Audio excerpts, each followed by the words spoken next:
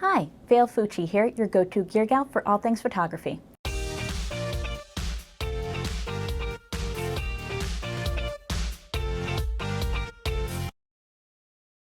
Today I'm going to show you how to take an image like this and turn it into a dramatic one like this, all using Capture One styles. In this tutorial, I'm going to use some styles that come with Capture One and others that can be purchased additionally through their site at captureone.com. If you choose to purchase Capture One or these styles, be sure to use my promo code, which is down in the description below, of Vail10 for 10% off. Now what's really neat with these styles is some of them I can add just to the base layer, or I can actually add it to a new layer and then be able to create a opacity change so it's on there of lesser or more. I'm going to real quick just show you an effect of that just real quickly so that you can see. Stockholm, sure. It'll give you the option of, if I just click on it there, it's going to apply it to my base layer, which we can see it's up here. But if I hit Command Z there so that it went away, if I hit my Control or just right click, I can go down and click to apply to new layer.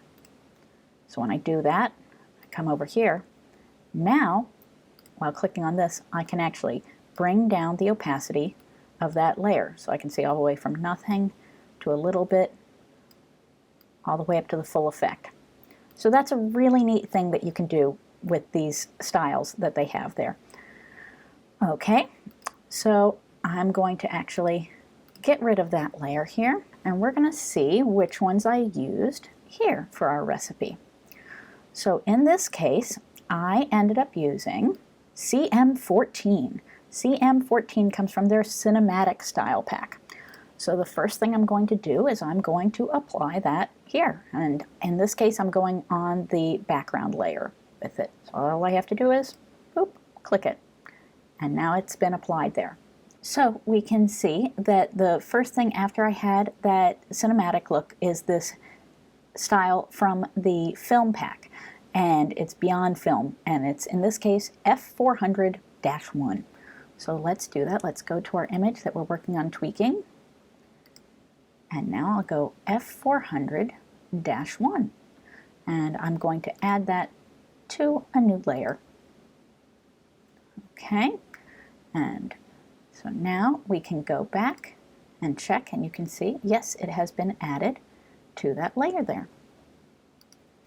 Let's see what came next. Next was Skin Effects Golden 5. Let's see where that is. Okay, it's actually one of the ones that's included in Capture One. You can find it under Legacy and Built-in Styles and Golden 5. So I'm just going to add that to a new layer as well. So I can see that now Golden 5 is there. Let's see. I had Golden 5 at 54%. So this is just like I did before, showing you the importance of being able to change those opacities there of the effect. So I will pick this, and I'm going to bring this down to 54%.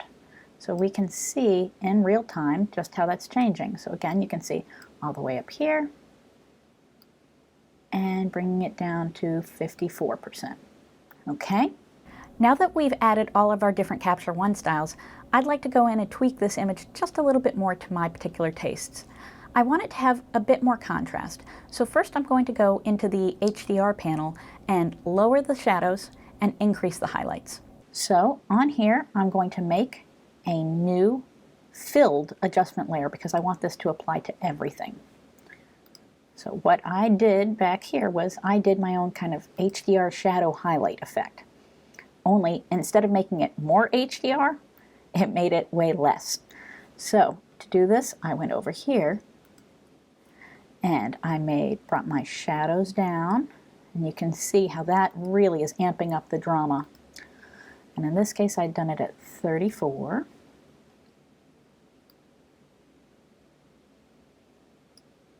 There we go. And my highlights were all the way up to 100. Now in this case, my highlights were already pretty bright in the different ranges and stuff there.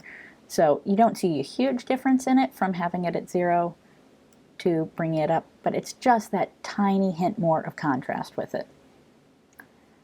Okay, then contrast. All right. So now I'm going to do just like I did before. I'm going to add another filled adjustment layer, and I'm going to bring the contrast up just a bit more.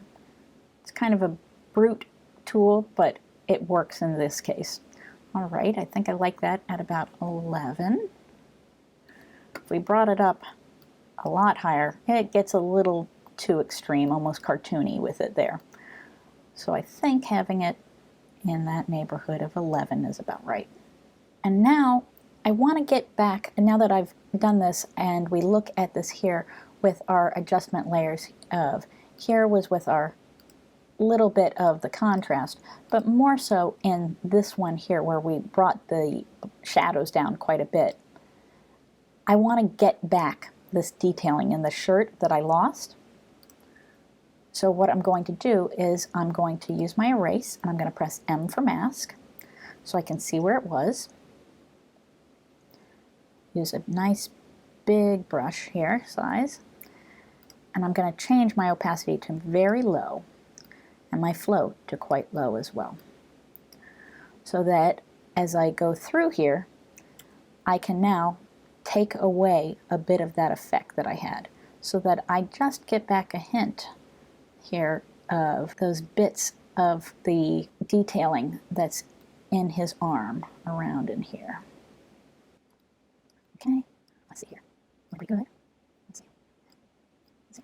Looking pretty good. Okay, maybe just a little more. Make my brush a little smaller so we have a little bit more highlight on that edge there, so we can see the collar of the shirt. And I can check my mask. You can see in here a little bit more of that detailing to come out.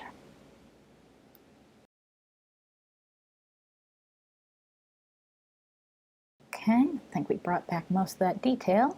Bring out just a little more lightness on this side of the hand here. Match that up to that lightness that's up here on the thumb. Okay, and now, voila, we have taken it from here to here. And all that in just a matter of minutes using those wonderful styles. And it made it possible to get that really dramatic look that you see in different fashion magazines. I hope you found this tutorial helpful. If you did, be sure to hit the like button and subscribe and hit the bell so that in the future you're notified when I have new content that I've put up. Have a great day.